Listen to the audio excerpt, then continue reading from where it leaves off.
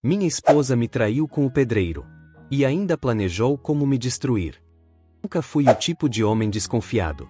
Sempre acreditei que confiança era a base de tudo: relacionamento, casamento, vida. Mas hoje, se tem uma coisa que eu aprendi da pior forma possível, é que algumas pessoas não quebram a sua confiança por impulso. Elas estudam você. Observam seus horários, seus hábitos, seus pontos fracos, e depois atacam.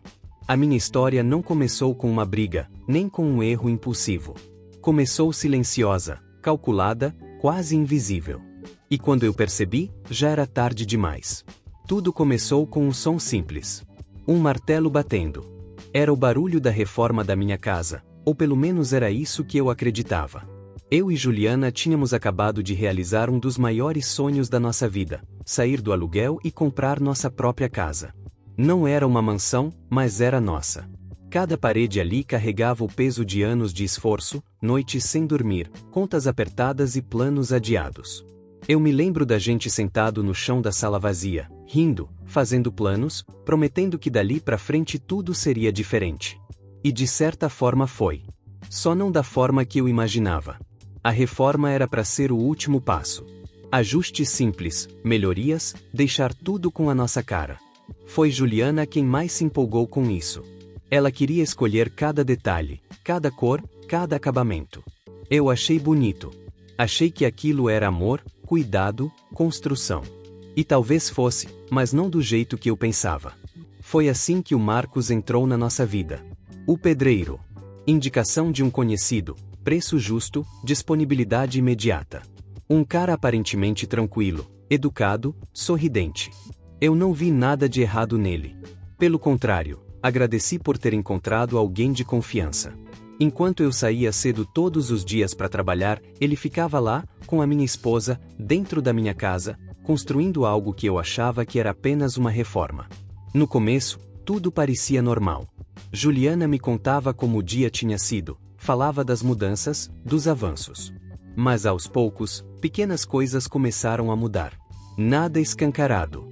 Nada que gritasse traição. Eram detalhes. Ela começou a se arrumar mais, mesmo ficando em casa. Usava perfumes que não usava há tempos. Roupas diferentes, mais chamativas. Eu até brinquei uma vez, tentando ser leve: vai conquistar o pedreiro? Ela riu. Um riso rápido. Na época, eu ri junto. Hoje, quando lembro daquele momento, o riso dela soa diferente. Não era inocente. Mas sabe o que é mais perigoso do que ser enganado? É não querer ver. Porque lá no fundo, alguma coisa em mim já sentia. Mas eu ignorava. Porque era mais fácil acreditar na versão confortável da realidade do que encarar a possibilidade de estar sendo traído. Eu confiava nela. Confiava de um jeito que me cegava. Até o dia em que tudo acabou. Eu saí para trabalhar como sempre, mas esqueci meu notebook. Só percebi quando já estava longe, então decidi voltar para casa. Não avisei. Não mandei mensagem.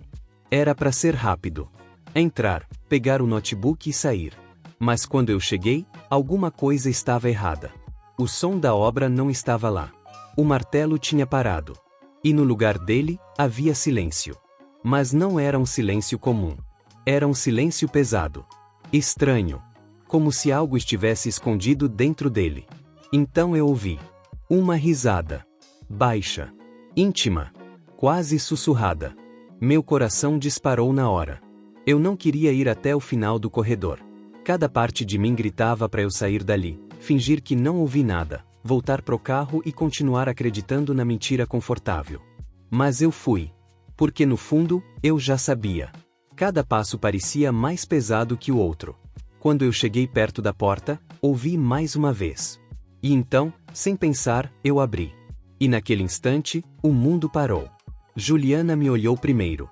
Os olhos arregalados, o corpo travado. Marcos se afastou rapidamente, tentando se recompor. Ele disse alguma coisa, algo como: não é o que você está pensando, mas eu nem ouvi direito. Porque naquele momento, não existia mais som. Só imagem. Minha esposa. Com outro homem. Dentro da minha casa. Enquanto eu trabalhava. Eu não gritei. Não fiz escândalo. Não reagi como nos filmes. Eu só fiquei ali, parado. sentindo algo dentro de mim quebrar em silêncio. Ela tentou falar, deu um passo na minha direção, disse meu nome. Rafael, mas a voz dela não carregava arrependimento. Carregava medo. Medo de ter sido pega. Eu olhei para ela e perguntei, com a voz mais vazia que eu já usei na vida, há quanto tempo? Ela não respondeu. E o silêncio respondeu por ela. Eu saí de casa naquele dia sem saber para onde ir dirigir por horas. O celular vibrava sem parar. Mensagens dela. Ligações. Pedidos para conversar. Explicações que eu não queria ouvir. Eu não sentia raiva naquele momento. Sentia um vazio estranho. Como se tudo que eu acreditava tivesse sido arrancado de mim de uma vez só. Nos dias seguintes, eu não fui para casa. Fiquei em um hotel barato, tentando processar o que tinha acontecido. Mas minha mente não parava. Ela começou a reconstruir tudo. Cada detalhe. Cada conversa. Cada mudança de comportamento. Tudo começou a fazer sentido de um jeito doloroso. Eu percebi que os sinais estavam lá o tempo todo. Eu só escolhi não ver. Depois de alguns dias, eu decidi voltar. Eu precisava encarar a realidade. Quando entrei na casa, tudo parecia igual, mas não estava. O ar parecia diferente. Pesado. Frio. Fui direto pro escritório. E foi ali que eu senti o segundo golpe. Alguns documentos estavam faltando. Meu notebook estava fora do lugar. Papéis que eu nunca deixava espalhados estavam mexidos.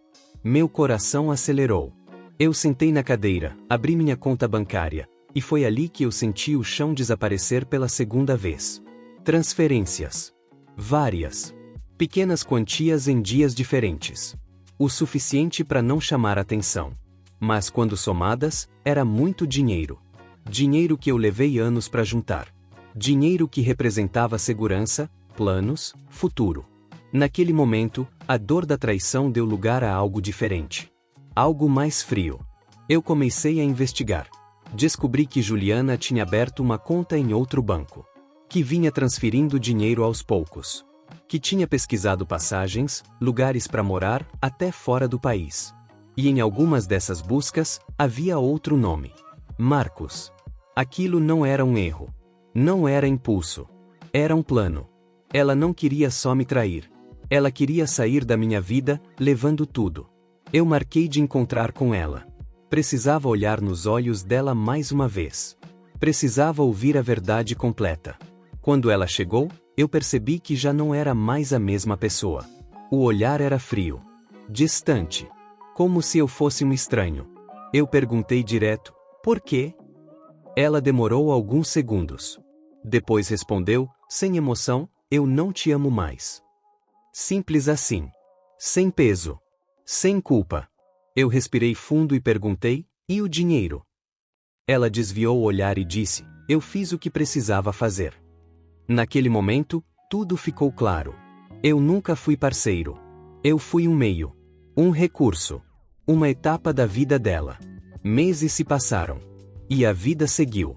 Mas não para ela como ela imaginava. Eu soube por conhecidos que as coisas não estavam indo bem entre ela e Marcos. Brigas constantes. Ciúmes. Dinheiro acabando. O plano perfeito começou a desmoronar. A realidade, que ela ignorou, cobrou o preço.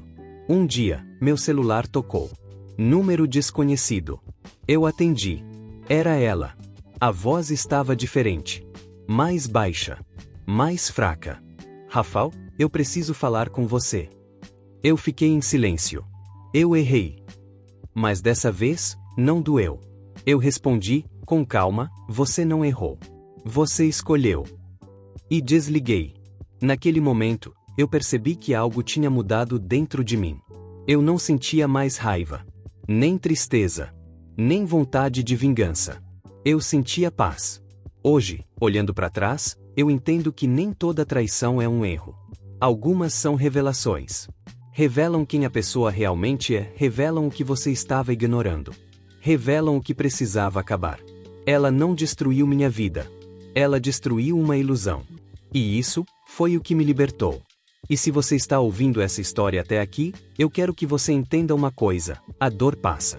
Mas a lição fica. E às vezes, Perder alguém é exatamente o que você precisa para se encontrar de novo. Agora me diz, você teria feito diferente? Você perdoaria? Ou iria embora sem olhar para trás? E me conta, de onde você está assistindo essa história? Eu quero saber até onde ela chegou. Eu achei que já tinha vivido o pior. Mas eu estava errado. Porque a dor da descoberta não se compara à dor do depois. Nos primeiros dias, eu funcionava no automático. Eu acordava sem querer acordar, com aquela sensação pesada no peito, como se algo estivesse constantemente pressionando minha respiração. Eu tentava comer, mas a comida não descia. Eu tentava dormir, mas quando fechava os olhos, a cena voltava. Sempre a mesma cena. O mesmo olhar. O mesmo momento em que tudo que eu acreditava deixava de existir. Eu comecei a me culpar. E isso foi pior do que a traição. Como eu não vi? Como eu deixei isso acontecer? Será que eu não fui suficiente? Essas perguntas começaram a me consumir de um jeito silencioso, perigoso. Porque diferente da raiva, que explode, a culpa corrói devagar. Te destrói por dentro. Te faz duvidar de tudo. Até de você mesmo. Teve um dia que eu voltei para casa e sentei no chão da sala. Exatamente no mesmo lugar onde eu e Juliana tínhamos sentado quando compramos aquela casa. A mesma sala. Mas um homem completamente diferente.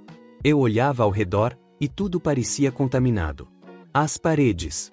Os móveis. O ar. Era como se cada canto daquela casa guardasse um pedaço da mentira. E foi ali, naquele chão frio, que eu comecei a lembrar de coisas que eu tinha esquecido. Detalhes pequenos. Mas que agora eram gigantes. Lembrei de uma vez em que Juliana ficou irritada do nada quando eu cheguei mais cedo. Lembrei de como ela começou a defender o Marcos em conversa simples. Ah, ele trabalha muito, você pega pesado com ele. Na época, parecia empatia. Hoje, parecia envolvimento.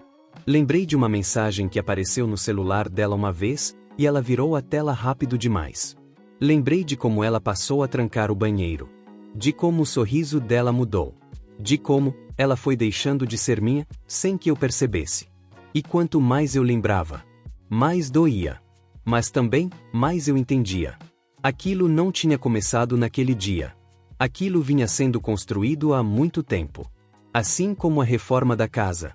A destruição do meu casamento também foi feita aos poucos. Tijolo por tijolo. Mentira por mentira. E eu, ajudando a pagar por tudo. Isso foi o que mais me atingiu. Não foi só a traição. Foi a sensação de ter sido usado. De ter sido um meio para um plano. De ter sido descartável. E foi nesse momento que algo começou a mudar dentro de mim. Não foi de uma hora para outra. Mas começou. A dor ainda estava lá. Mas junto com ela, surgiu algo novo. Lucidez. Eu comecei a perceber que ficar ali, naquele estado, não ia mudar nada. Não ia trazer minha vida de volta. Não ia apagar o que aconteceu. E principalmente, não ia me devolver quem eu era. Então eu tomei uma decisão. Pequena, mas importante. Eu levantei. Pela primeira vez em dias, eu levantei com um propósito. Não era vingança. Não era orgulho. Era sobrevivência. Nos dias seguintes, eu comecei a reorganizar minha vida. Primeiro, a parte prática. Fui ao banco. Bloqueei contas. Revisei tudo. Conversei com um advogado. Descobri coisas que eu nem imaginava. Ela tinha planejado até detalhes legais. Tentado se proteger juridicamente. Como se eu fosse um adversário. E não alguém que dividiu a vida com ela. Aquilo doeu de um jeito diferente. Mais frio. Mais racional. Mas também, mais esclarecedor. Porque naquele momento, não restava mais dúvida. Ela não era mais a pessoa que eu conheci. Ou talvez, nunca tenha sido. Depois veio a parte mais difícil. A emocional. Eu comecei terapia. No começo, eu não queria falar. Mas aos poucos, fui colocando para fora. Cada detalhe. Cada sensação. Cada dúvida. E foi ali que eu ouvi algo que mudou minha forma de ver tudo. A psicóloga disse: você não foi enganado porque é fraco. Você foi enganado porque confiava. Aquilo me atingiu forte. Porque pela primeira vez, eu parei de me culpar. Confiar não é um erro. O erro é de quem trai essa confiança. E aquilo começou a me libertar. Mas a vida ainda tinha mais uma reviravolta guardada para mim. E eu não fazia ideia. Algumas semanas depois, eu recebi uma mensagem. Não era dela. Era de um número desconhecido. Você precisa saber de uma coisa sobre a Juliana. Na hora, meu coração acelerou. Eu pensei em ignorar. Mas respondi. Quem é? A resposta veio rápido. Alguém que também foi enganado. Aquilo me gelou. Marcamos de conversar. Era uma mulher. Nome, Camila. Quando eu vi ela pela primeira vez, percebi algo estranho. Ela estava nervosa. Mas ao mesmo tempo, decidida. Sentamos. E sem rodeios, ela falou. Eu também me envolvi com o Marcos. Meu mundo parou por um segundo. Mas ela continuou. Só que eu não sabia que ele estava com a sua esposa. Aquilo virou tudo de novo. Era mais fundo do que eu imaginava. Muito mais. Ela me contou tudo. Marcos tinha um histórico. Ele se envolvia com mulheres casadas. Se aproximava durante reformas. Criava conexão. Manipulava. E depois, sumia. Mas com Juliana, foi diferente. Porque ela não era vítima. Ela era parte do jogo. Eles estavam juntos, de verdade. Mas não era amor. Era interesse. E aí veio a última peça. Camila disse. Ele estava falando em dar um golpe nela também. Silêncio. Aquilo foi o ponto final. O plano tinha outro plano dentro. Traição dentro da traição. Manipulação dentro da manipulação. E no meio de tudo isso, estava a verdade mais dura de todas. Eu não tinha perdido para alguém melhor. Eu tinha me livrado de algo pior do que eu imaginava. Depois daquele dia, eu nunca mais fui o mesmo. Mas dessa vez, isso não era ruim. Eu fiquei mais atento. Mais consciente. Mais forte. Não no sentido de ser frio, mas no sentido de saber meu valor. Meses depois, eu soube que tudo desmoronou de vez. Marcos sumiu. Levou o dinheiro dela. Desapareceu. Juliana ficou sozinha. Sem plano. Sem estrutura. Sem nada. E foi nesse momento que ela tentou voltar. Mas dessa vez, não havia mais porta aberta. Porque enquanto ela planejava me destruir, eu, sem saber, estava me preparando para me reconstruir. E essa foi a maior reviravolta de todas. Porque no final, eu não perdi. Eu acordei. E às vezes, isso vale mais do que qualquer final feliz.